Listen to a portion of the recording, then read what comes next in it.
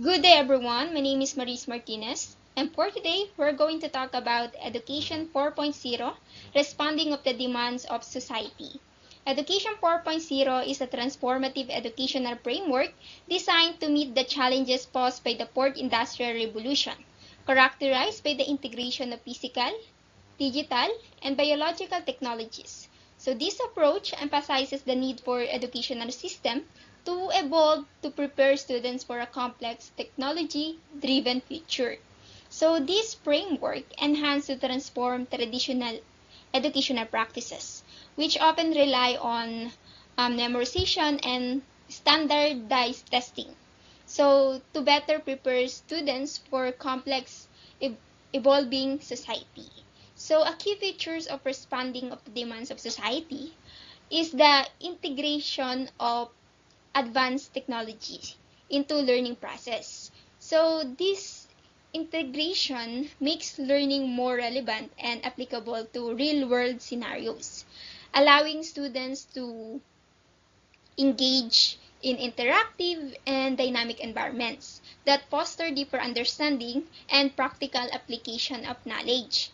So in addition, the technological integration of education emphasize skills development, focusing on focusing on essential competencies such as critical thinking, creativity, collaboration, and adaptability.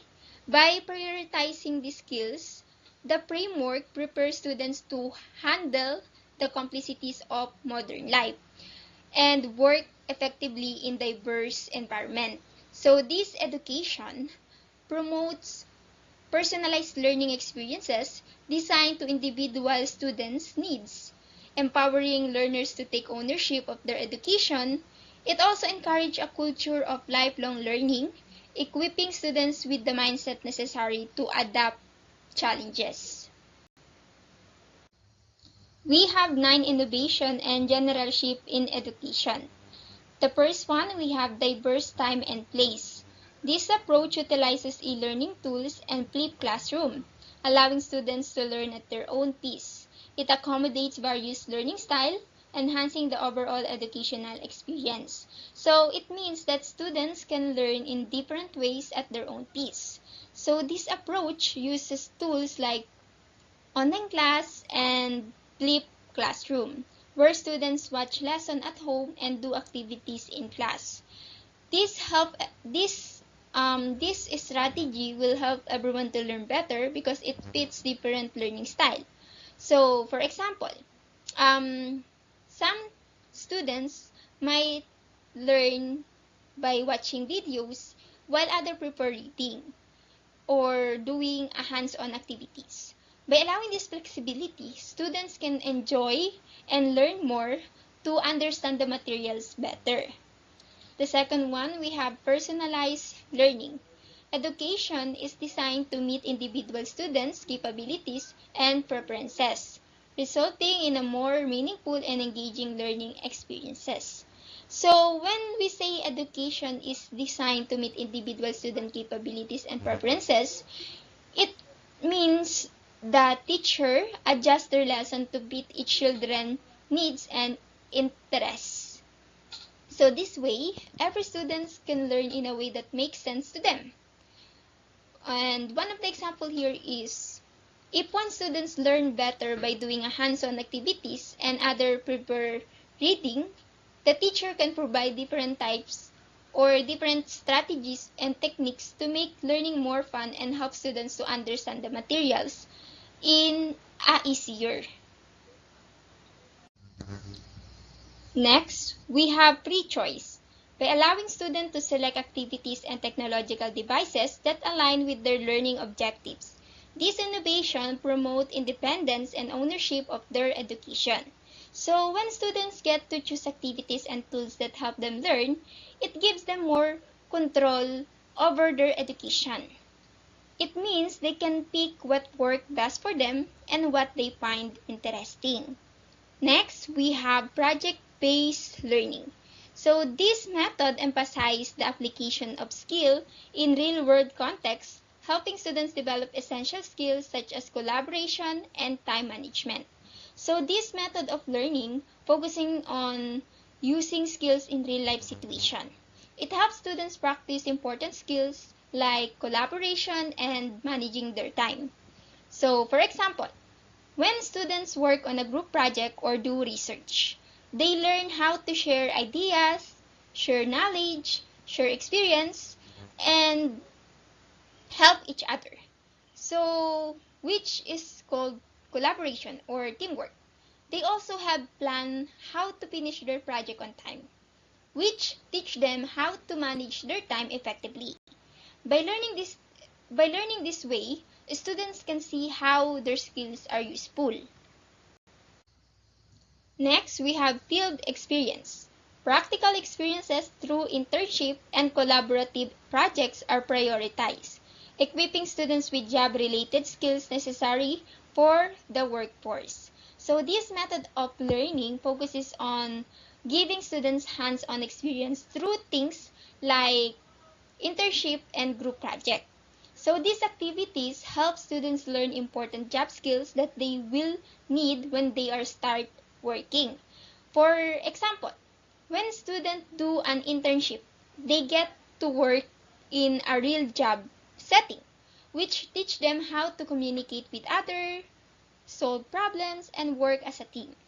By practicing these skills in real-life situations, students become better prepared for their future job and understand what it's like to be in the workforce. This makes learning more exciting and help them get ready to their career. Next, we have data interpretation. Students learn to analyze data using theoretical knowledge and reasoning, preparing them for data-driven decision making in their future career. So students learn how to look at and understand information, which help them make smart choices in the future job. And when we say data-driven decision making, it means using facts and information to help make choices in a job, instead of just guessing what might work best. People look at data or numbers or trends to see what has happened before and what might happen next. This helps them make smarter decisions that can lead to better results in their work. Next, we have authentic assessment. Assessments are designed to reflect the practical application of knowledge rather than traditional testing methods, showcasing real-world skills and competencies. So instead of just taking tests, students show what they know by doing real-life tasks. So this will help teachers see how well students can use their knowledge in practical situations, like solving problems or working on projects. Next, we have student ownership. Involving students in designing their curriculum allows for personalized learning path based on their interests, fostering engagement and motivation. So when students help create their own learning plan based on what they enjoy, they become more interested and excited about learning. So this means they can learn in a way that are special to them. Last, we have increased importance of mentoring. Teachers take on a mentoring role in self-paced learning environments, guiding students in their learning choice and path, which enhance their educational experiences. So teacher acts as a guide in learning environment where students can learn at their own pace. So this means teacher helps students make choices about what and how they want to know or learn, making their educational experience even better. And now let's move on to the 9 innovation, and let's talk about educational reform, the K-12 curriculum example. The K-12 curriculum reform was initiated to address the evolving demands of society. So this curriculum reform was started to help and meet the changing needs of society. So this means that schools in the Philippines are working to make educational better and more relevant for students. Aims to enhance the quality of basic education in the Philippines. So the goal of this reform is to improve the quality basic education by adding more years to school and focusing on important skills. the student will be better prepared for their future job and career. On our previous curriculum, the 2002 Basic Education Curriculum was deemed insufficient for modern educational needs. So, the 2002 Basic Educational Curriculum was found to be not enough for today's needs. It needed to change so that students be better prepared. It also said here to be better prepared students for complexities of life and work in globalized world. So this means that students should teach important skills like critical thinking, problem solving, collaboration, and communication, helping students to be globally competitive. We have two key legislative acts here. The first one, we have RA 10157, Universal Kindergarten Act of 2012, mandated kindergarten for all 5-year-old children before formal education. So, this law says that all children who are 5 years old must go to kindergarten before they start regular school. So, kindergarten helps children to learn important skills they need for grade 1. So, this law was officially enacted on January 20, 2012.